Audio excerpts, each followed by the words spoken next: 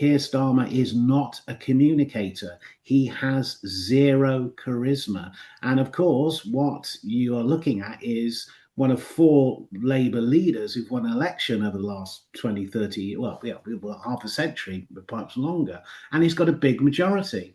But of course, that allows him to carry on because there's not going to be an election tomorrow. They've got 2.5, 3 years to actually prove themselves. You don't win or lose an election of what you do through campaigning, is what you do in terms of government.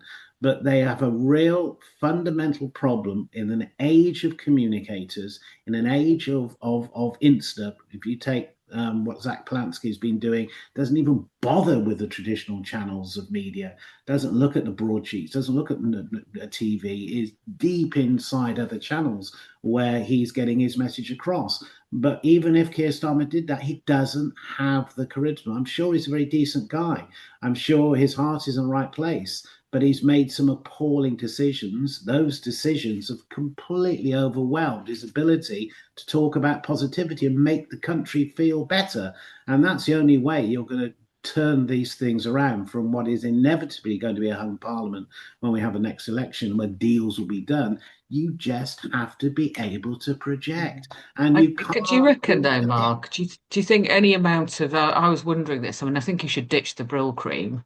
But I wondered whether, if you and I had him in a media training room for a week, could we, is it impossible to inject charisma into a robotic type personality? I don't know. What do you think?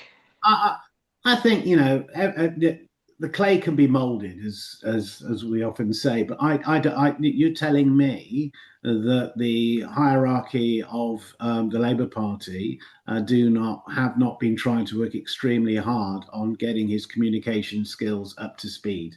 If they haven't been doing that, then they should take a pearl-handled revolver and go into a room and think about their lives.